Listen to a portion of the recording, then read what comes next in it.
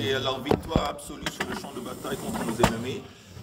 Et à la réfoua Shlema ou Mira de tous les blessés, de tous les malades, y compris Raphaël, Isha Eliyahu ben Ronit, Michal bat Siona, Eliyahu ben Tamar, Elisha Yehuda ben Ruth, Shalom ben Idit et Léa bat Esther. Aziza bat Netma, Rachmona bat Aziza, Léa bat Rachmona, Rachmona bat Nejma, j'ai déjà dit, et Rachmona bat Nejma. Et Rachmona bat Aziza. Et Esther et Ali bat Esther.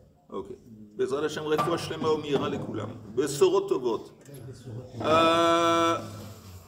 Donc, juste pour une récapitulation, le premier roi de Babel, c'était qui?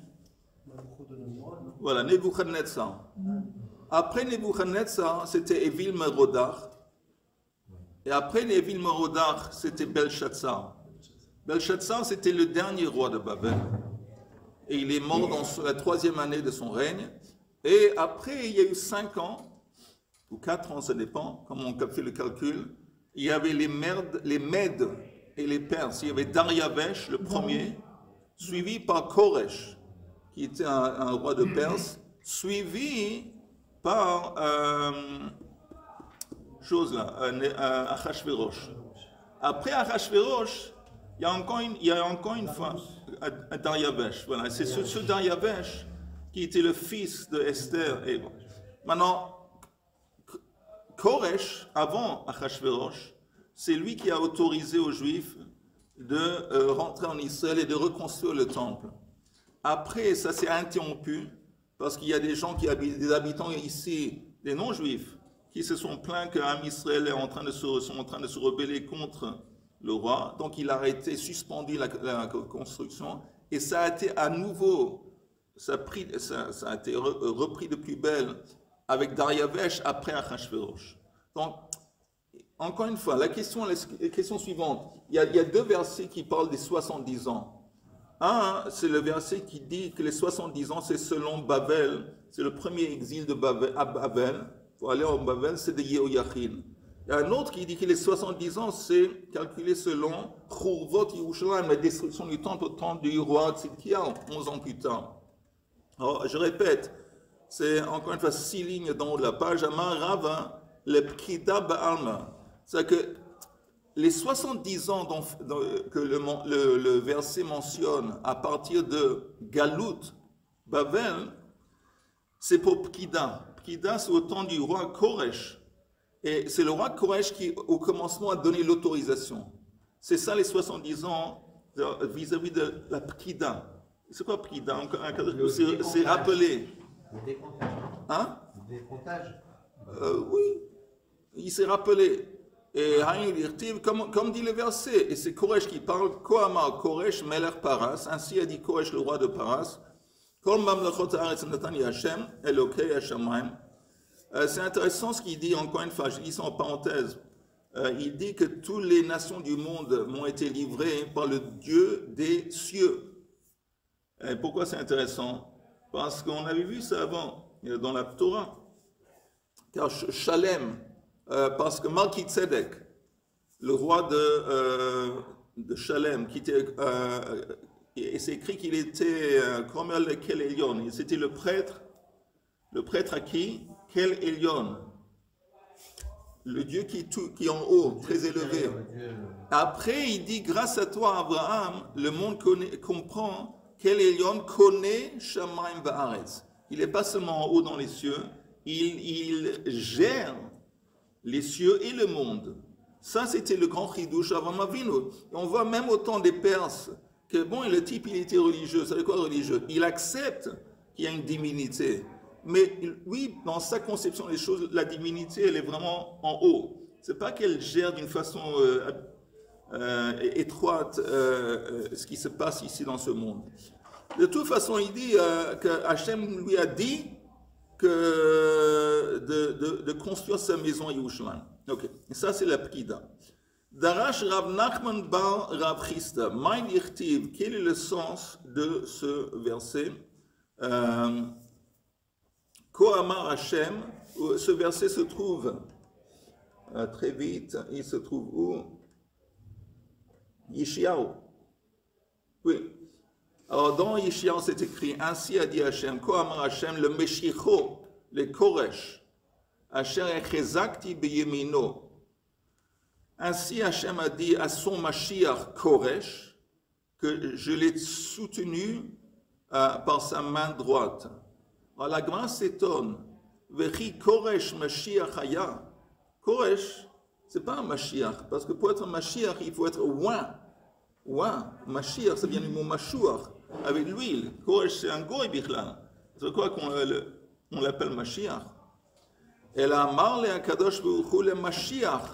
C'est plutôt, il faut introduire une virgule dans le verset. C'est-à-dire, le verset doit être écrit, doit être lu.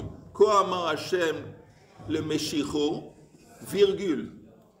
Koresh, le Koresh Asher echezakti biyemino. Que Akadosh Baruch Hu est en train de parler au Mashiach, ou en haut, dans le ciel. Il est en train de se plaindre au Mashiach sur le comportement vis-à-vis du comportement de Koresh. Kovel ani lecha al Koresh. Ani amarti hu yivne beiti v'yikabetz galuyotay. Moi, j'ai décrété que lui, Koresh, est responsable de reconstruire ma maison et de rassembler les exils. Et lui,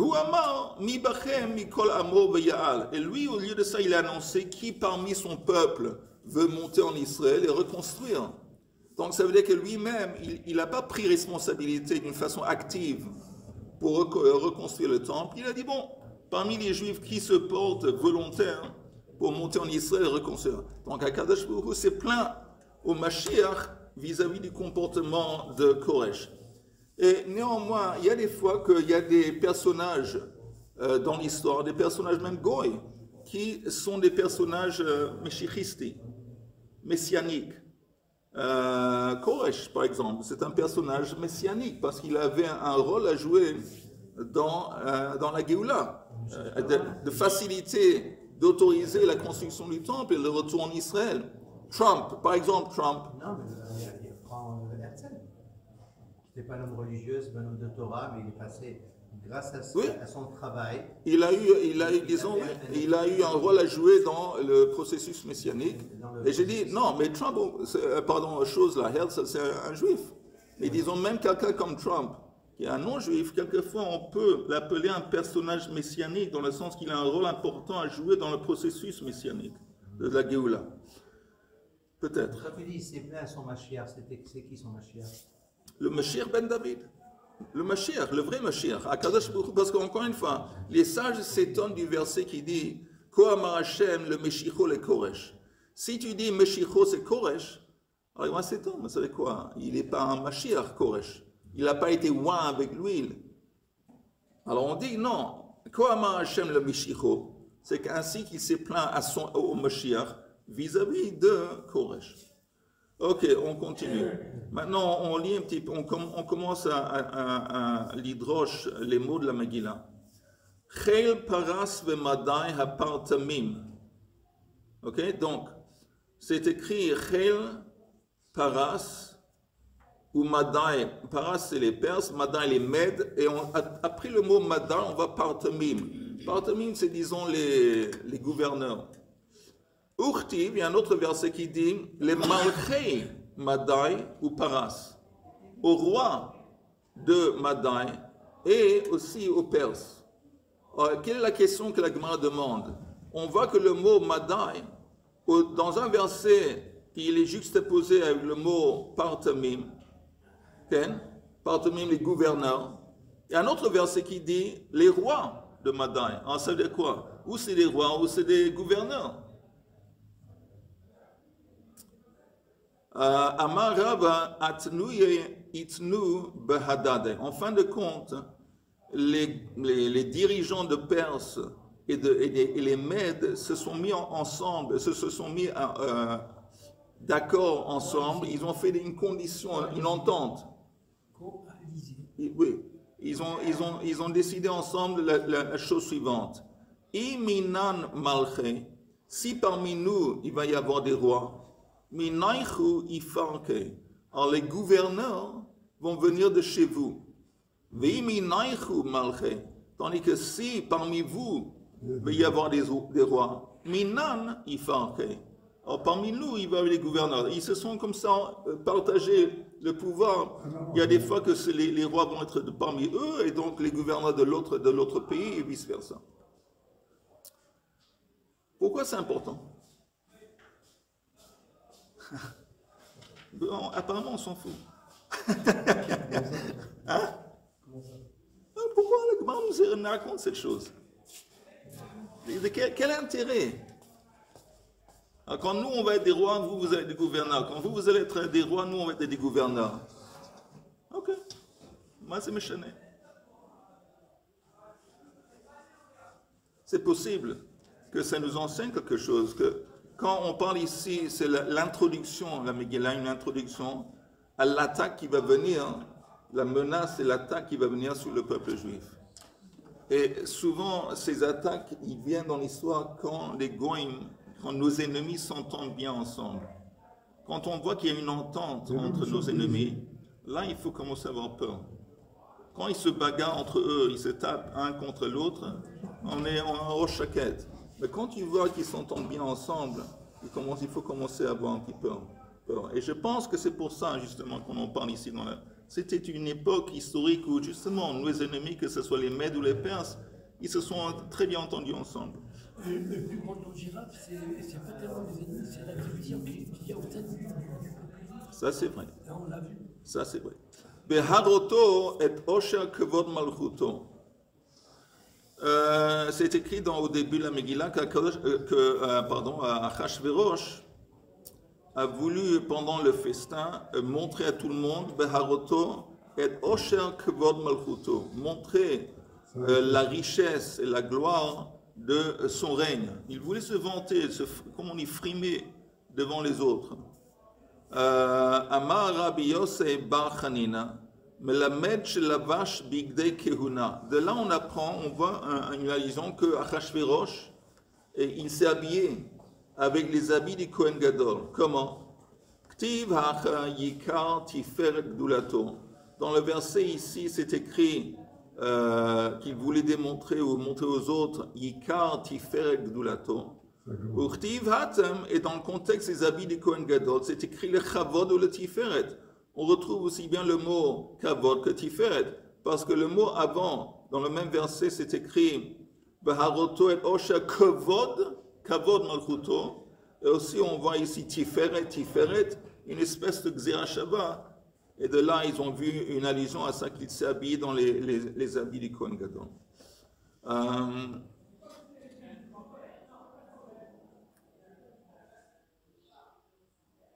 Et ça aussi, c'est important. Pourquoi? C'est pas simplement qu'il a mis les habits. Et il voulait aussi montrer aux autres qu'il a le même niveau, le même statut du Kohen Gadol. Le Kohen Gadol, c'est le personnage le plus spirituel au sein du peuple. Et lui, il vous dit, bon, en fin de compte, moi aussi, pas seulement je suis roi, mais aussi je suis un être très spirituel. C'est marrant qu'en fait, il veut ressembler au... Ah oui, mais ça, c'est pas nouveau. Ça, c'est un thème qu'on voit toute l'histoire. Ils prennent des choses de chez nous, ils utilisent ça pour... Et c'est n'importe quoi d'être comparé au Kohen Gadol. C'est n'importe quoi. Il est roi. Bon, parce qu'il sait que roi, c'est pas nécessairement une expression de spiritualité, c'est une expression de puissance, Mais il dit, pas seulement je suis un roi, mais aussi je suis un être super spirituel. Uvimlot hayamim ha'ele, Rab Shmuel Hadamar Melech Piker Chaya. Il y a une dispute parmi les sages, un entre Rab et Shmuel. Un dit que c'était un roi qui était malin, qui était Piker, il était intelligent.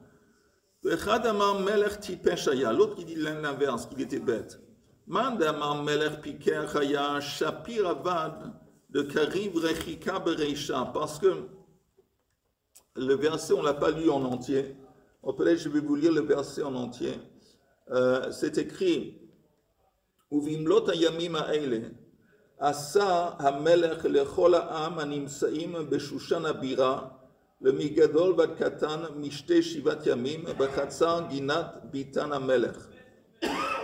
Pendant ces jours, il a fait une fête. Il a fait une fête aux résidents de Shushan Abira, de la capitale Shushan. Mais ça veut dire, qu'est-ce qu'il a fait d'abord? D'abord, il a fêté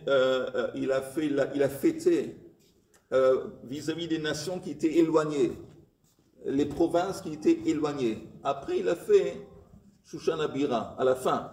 Alors, vis-à-vis de ça, une marloque est parmi les sages. Est-ce que c'était intelligent, est-ce que c'était bête? Alors, un qui dit que Khadamar Shapir Avad de Karib Rechika, il était en fin de compte intelligent de d'abord s'occuper des gens qui étaient éloignés dans son empire. Bereisha, pourquoi? Divnei matei kol eimat de bae me fayeslu. Tandis parce que les gens, la population de sa ville, quand il veut, comme ils sont à portée de main, quand il veut, il peut les pacifier. Quand il veut, il peut les contrôler facilement parce qu'ils sont à portée de main. C'est dans la ville. Donc c'est plus logique que si tu veux impressionner les gens, tu veux les apaiser, en d'abord cible les gens qui sont éloignés. Et après, à la fin, parce que mais celui qui dit qu'il était bête de se comporter ainsi, parce qu'il aurait dû d'abord s'adresser aux gens dans sa ville. Pourquoi? Parce que dans le cas où les provinces qui sont éloignées vont se dresser contre lui, vont se rebeller contre lui, voilà. Au moins ceux-là, les habitants de la ville, sa ville, Shushan, ici, il peut compter sur eux qu'ils vont être fidèles à lui et le protéger. C'est plus logique, non? Je ne sais pas. Moi, je vois le Khan ou le Khan. Alors, je crois que le fait d'avoir invité d'abord les gens qui sont loin, c'est une bonne chose. Il veut ramener l'unité dans son pays. Il veut que les gens, pas que les gens qui sont loin, ils soient méprisés. C'est une bonne chose. Machloket, il y a une machloket ici dans la classe entre Chaim et Eli. Moi je pense que c'est bien, mais en second. Tu as le droit de parler. On a le droit, hein? Ok, Sha'alou, maintenant une grande question de base. Sha'alou Talmida avec Rabbi Shimon ben Yochai. Mipnei ma nitraivu sonehen shel Israël, sheboto ador klaya. Les élèves de Rabbi Shimon ben Yochai lui ont demandé pourquoi, en fin de compte, quand c'est écrit sonehen shel Israël, ça veut dire Israël. C'est un euphémisme. Pourquoi est-ce que les Juifs, à cette époque, qu'est-ce qu'ils ont fait de mal, tellement de mal, qu'ils ont mérité klaya d'être anéantis? Oui, parce qu'ils étaient sur le... Hein? Parce qu'ils ne sont pas revenus en Israël. Ok, c'est intéressant ce que tu dis, parce qu'on ne le dit pas ici. Mais c'est intéressant ce que tu dis, parce que le fait qu'ils ne sont pas venus en Israël, c'est pas bien. Mais ça ne veut pas dire, c'est pas une raison de les anéantir. Un manque de tsionout. Les Juifs qui sont restés à Strasbourg, je ne sais pas où, c'est pas très bien, mais c'est pas une raison de les anéantir. Ils ont fait 1200 titres de encore. La Gemara dit qu'ils se sont convertis. On va voir. Ça, c'est la question qu'ils ont adressée à Rabbi Shimon ben Yochai. Amar lehem imru atem. Alors lui, il leur a dit, bon, dites-moi, qu'est-ce que vous dites? Qu'est-ce que vous pensez? Amrulo mipnei shenehenu meseudato shel oto rasha. Parce qu'ils ont profité du festin de Achashverosh. Maintenant, quel est... Ok, ils sont allés au festin, et on va voir plus tard, ils ont mangé kasher. Ils étaient tous mahadrin là-bas, parce qu'eux, ils ont mangé. Dans les kélim du Beth Amikdash. Alors, quelle était la raison pour laquelle on reproche tellement, c'était tellement considéré comme une faute tellement grave? Parce que ce festin qu'il a fait, entre autres, c'était une opportunité pour lui, Achashverosh, de célébrer la victoire contre les Juifs, et le fait que 70 ans se sont écoulés, et la Géoula n'arrive pas. Donc, et c'est pour ça qu'il a fait sortir pendant le festin les kélim de Beit HaMikdash. C'était pour célébrer, pour fêter le fait que c'est fini toute cette histoire de Géoula. C'est ça qu'il est en train de fêter. Et que les Juifs eux-mêmes participent à ça, c'est inouï. Donc eux, ils ont dit à cause de ça. Ça, c'est ce que les élèves de Rabbi Shimon ben Yochai ont dit. alors Rabbi Shimon Bar Yochai, il répond, Im ken shebeshushan yihargu, shebechol haolam kulo ad yihargu. Alors ici, c'est comme vous dites. Alors le décret de anéantissement aurait dû cibler uniquement les Juifs à Shushan qui ont participé au festin.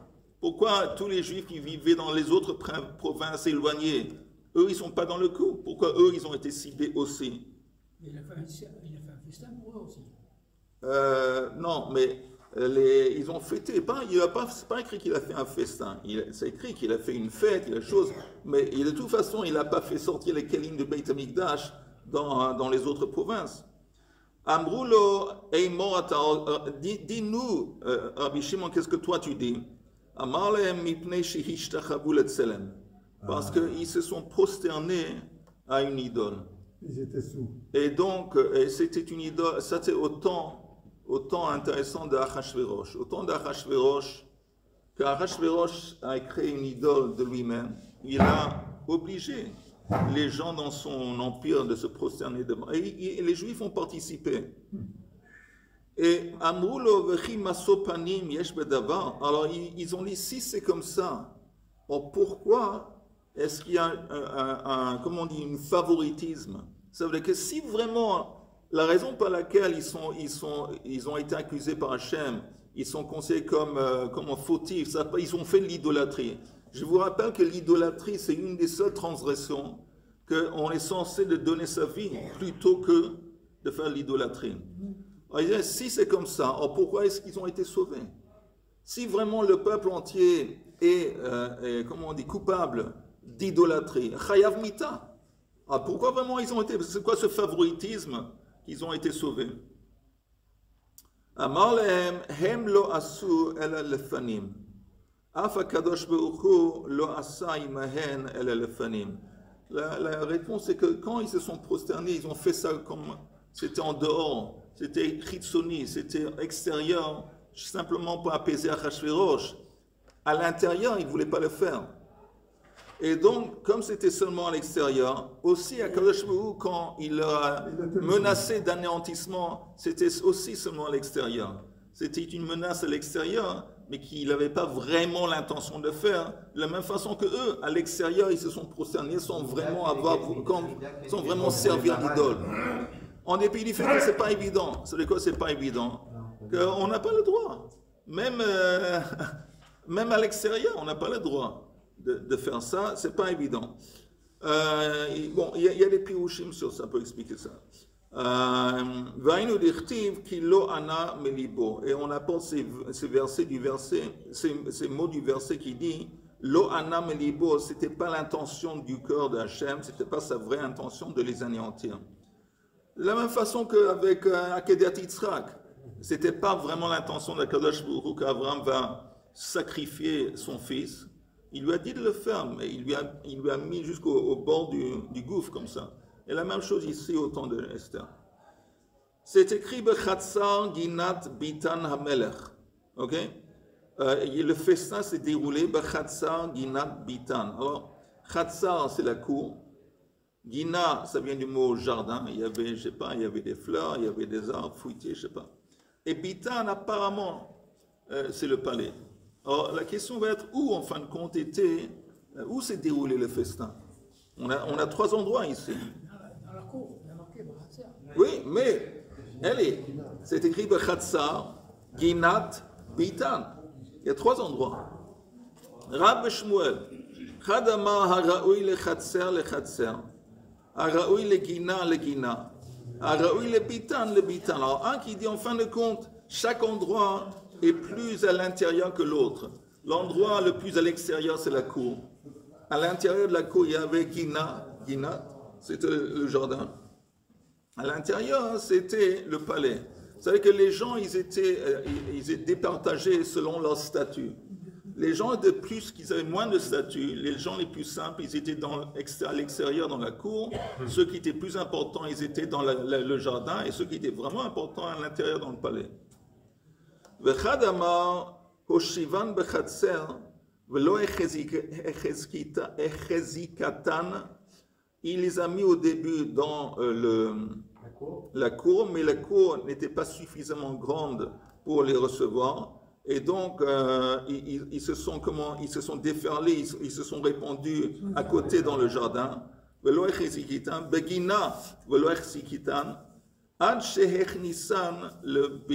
Et au point, il y avait tellement de foule qu'ils ont dû même rentrer dans le palais.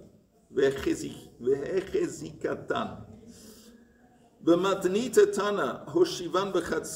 y a dans la Braïta, c'est écrit qu'ils ont tous été assis, ils se sont tous siégés dans le Khatser, dans la cour. Et ces cours avaient deux ouvertures, un qui donne sur le jardin et l'autre qui donne sur le palais. Okay. En parlant du matériel, le matériel des coussins et des draps, c'est écrit dans la Megillah, Chur, Karpas, Vetrelet. La Gemara demande, Maï Chur, c'est quoi ce Chur? Rabama Chari Chari. C'était, comme on dit, dentelle. Dentelle, ça veut dire, c'était, pour faire la dentellerie, il faut Broderie. il faut broder, il y a beaucoup de trous. Il y a beaucoup de trous. Ça veut dire, Chor, c'est un trou. Donc pour faire comme ça, il y a plein, il y a dentellerie, il y a beaucoup de trous. Mais c'est quelque chose de très travaillé et donc de très cher. Shmuel Amar Milat Levana, il dit du mot Chor, on voit le mot chiver. Chor, chiver, c'est blanc. Ça veut dire que c'était de la soie qui était blanche et de très haute qualité. Milat Levana, Hitzi Alahem. Karpas, c'est quoi Karpas? Amar Rabbi Yosei Bar Chanina, Karim Shel Passim. Karim Shel Passim, c'est quoi Karim Shel Passim? C'était les coussins, ils avaient des raies. Des rayures. Rainure. Hein? Rainures. Rainure. Avec un Ok. Y. Ok. Rainure. Ok. Rainure. R-A-Y-U-R-E-S. Rappelez-moi, parce que je ne me rappelle pas maintenant, mais il y a une dracha importante sur ça. Pourquoi nous, Leila Seder, la première chose qu'on fait, on se lave les mains sans bracha, Leila Seder, et puis on dit, pour être Adama, on mange ce qu'on appelle du karpas. Maintenant, on dit que le karpas, c'est une allusion à la Mechira de Yosef. Parce que qu'est-ce qui se passe là, Leila Seder? On parle de la descente. Yerida le Manalia. D'abord, on parle du fait que Avadim Haïnu et que Oved Arami Avi, on parle de la galoute, on parle de tout ce qui est en bas. Après, on passe à la Géoula, à la délivrance. Et on fait seulement allusion à la vente de Yosef. Pourquoi seulement une allusion? Parce qu'on est tellement honteux, c'est tellement honteux ce qu'on a fait, qu'on a vendu notre propre frère, on ne veut pas même en parler. Mais il y a une allusion avec le karpas. Alors, karpas, justement, ici c'est écrit que c'est des coussins qui étaient régnés. Et quel est le l'habit que Yaakov a vu? Comment ça, on l'appelle? Bigari. Passim. Au passim, c'est les rayons. C'est les rayures. Alors là, on fait le rapport. On voit ici que karpas, c'est quelque chose avec des rayures. C'est une allusion justement au manteau spécial qui a été donné en tant que favoritisme par Yaakov à Yosef. Et c'est une allusion, en fin de compte, hein, le fait qu'on trempe le karpas dans de l'eau salée. D'accord? L'eau salée, c'est de l'amertume. C'est l'amertume qui faisait partie de toute cette... Bon, bref. Arabe. Oui. Arabe. Les 10. C'est écrit Karim Shel Passim. Pardon, c'est écrit Rabbi Yosef Bar Chanina Karim Shel Passim. Et c'est écrit qu'il lui donne Meil, comment? Que tonet à Passim. Que tonet à Passim. Ça, c'était le... Donc on voit que c'est karpas. Ok, on continue. La traduction dans la Bible, c'est tunique bigarrée. Ok. Al Galilei Kesef Amudei Shesh. Mitot Zahav Kesef. C'est écrit que il y avait Galilei Kesef. Je ne sais pas traduire exactement Galilei, mais s'il y avait des choses d'argent, Al Amudei Shesh, il y avait des colonnes d'ivoire, et il y avait des lits de Zahav Kesef. Tanya Rabbi Yehuda Omer Haraoui le Kesef. Le Kesef. Ça, il y avait des lits d'or et d'argent. Et Haraoui le Zahav Zahav. Pendant la fête, dans la grande fête qu'a organisée Achashverosh, alors lui, il dit, vous savez quoi, des lits d'argent et des lits d'or, que ceux, encore une fois, c'est-à-dire que les gens qui étaient vraiment importants, ils avaient des lits d'or, dorés, et des gens qui étaient moins importants, des lits tout de même faits d'argent. Amarlo Rabbi Nechem, il dit, ça ne marche pas ton interprétation, parce que si c'est ainsi, tu crées de l'animosité, de la jalousie parmi les invités. Il y a des invités qui vont se plaindre pourquoi moi j'ai un lit d'argent et l'autre il a un lit d'or. C'est pas concevable. Non, tous les lits en fin de compte étaient faits d'argent, mais les pieds, les jambes, les pieds du lit, des lits étaient faits d'or. Bahat veshesh, c'est quoi? Amar Rabbi Asi Avanim Shemitrotatot al Baalehen. On parle de pierres précieuses. Mechutatot, ça veut dire que c'est des pierres vis-à-vis desquelles ceux qu'ils ont trouvés ont dû peiner. Ça a demandé un grand investissement, un grand effort pour ceux qu'ils ont trouvés, parce qu'ils se trouvent loin, ils se trouvent, je ne sais pas, enfoncés dans la montagne. C'est des pierres, c'est pour ça qu'ils sont tellement précieuses, parce que pour arriver à ces pierres, ça demande énormément d'efforts. Ça c'est mitrotetot al baalehen. Vechen ou omer avnei nezer mitnosesot al admato. Vedar vesocharet, encore une fois, c'est des mots qui parlent de à quel point c'était riche, la richesse pendant le festin. C'est quoi dar vesocharet? Rav amar dare dare. C'est quoi dare? Qui avait des rangées de tables, des rangées de chaises. Tout était fait avec des rangées. Veshmuel amar even tova yesh bikrache ayam. Lui dit que non. C'est quoi? De quoi on parle? Il y a une pierre très, très spéciale qui se trouve dans les îles exotiques, bikrache ayam.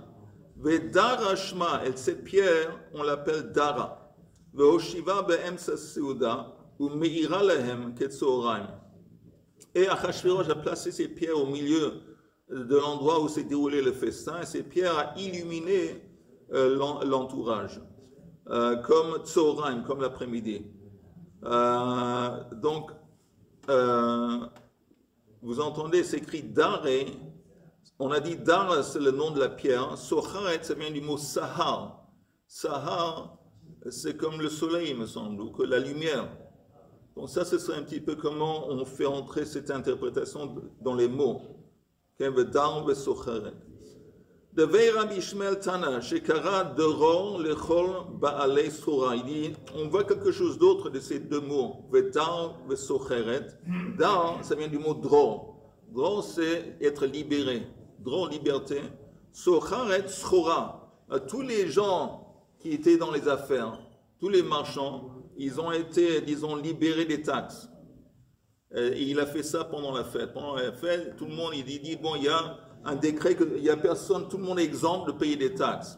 Pourquoi? Encore une fois, c'est dans l'esprit de vouloir impressionner le peuple, de faire en sorte que le peuple va l'aimer. Donc, pas seulement je vais impressionner le peuple avec l'étendue de ma richesse, l'opulence et compagnie, mais si je vais leur montrer à quel point je suis chic type et je vais les annuler leurs taxes.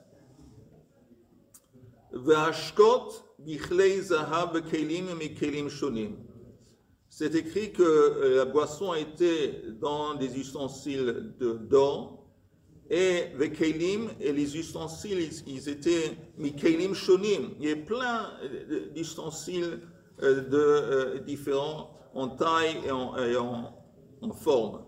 Mais la Gemara dit meshonim mi baile. Au lieu de dire shonim, ça doit être écrit Meshunim. Meshunim, ça veut dire différent.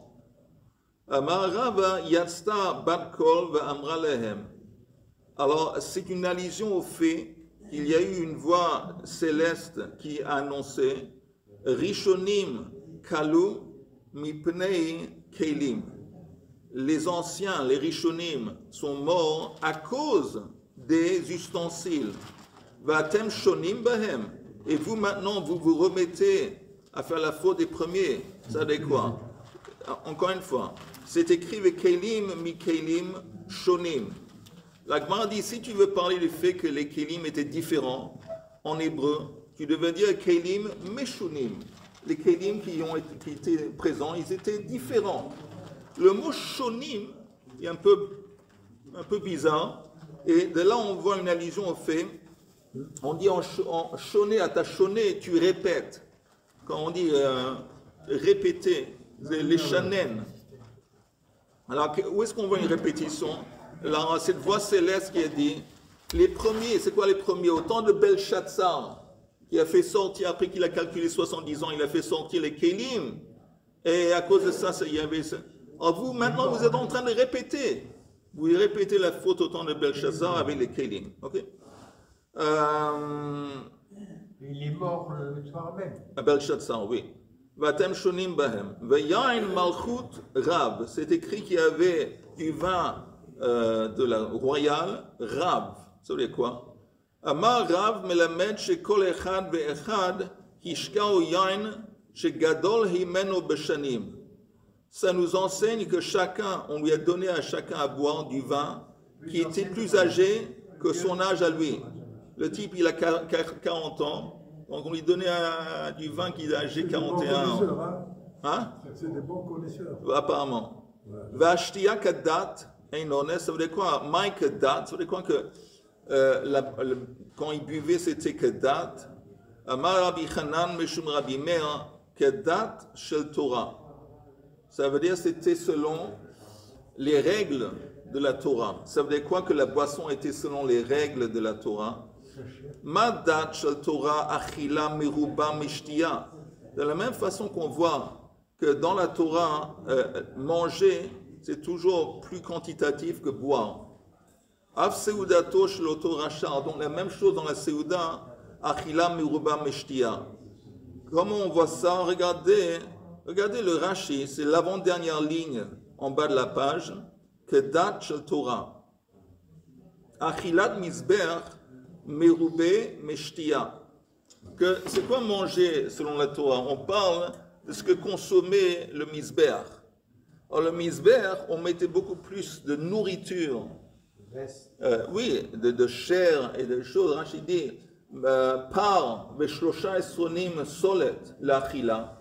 Donc on mettait le par sur le misber, par exemple, y compris la quantité de solet, veneser chetzi ahin shel yain.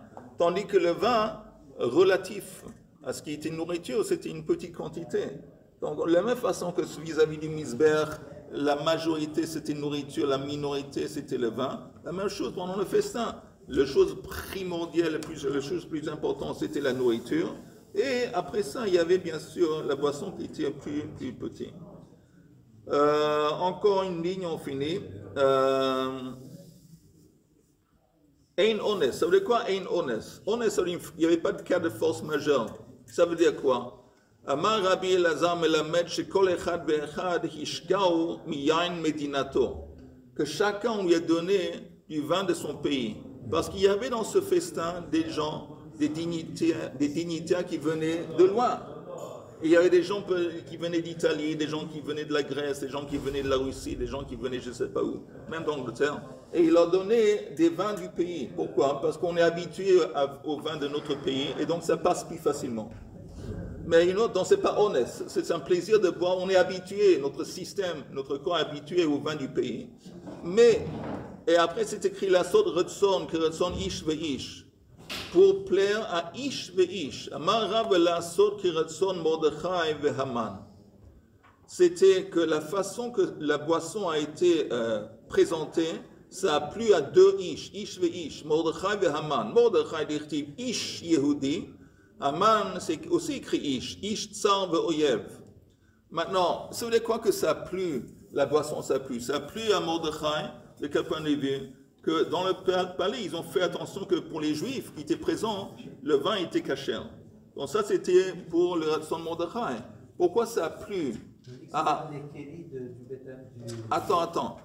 Ça a plu à Mordechai parce que c'était du vin qui était caché. Et pourquoi ça a plu aussi à Haman?